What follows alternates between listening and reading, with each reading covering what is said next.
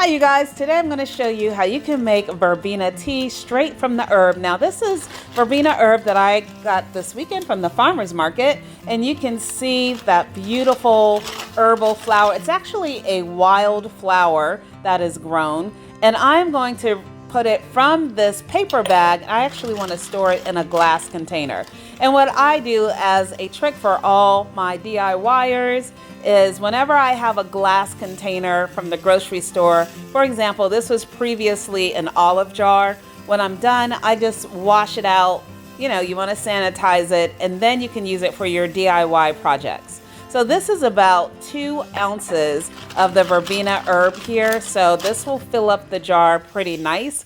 The main thing is that you want to make sure it's an airtight container.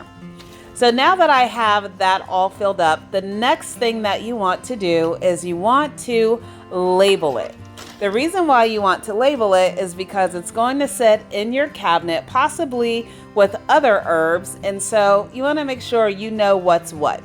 So when I create the label, all I do, any label will do, is write the name of the herb and the month and the date. The month and the year.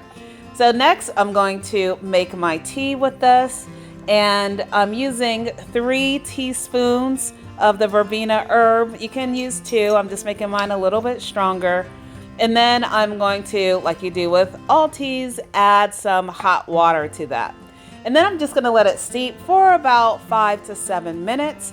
You'll see immediately that beautiful color there, and eventually it'll turn to this nice tan brown color. And that's all you have to do. Sit back, relax, and enjoy your freshly made verbena tea.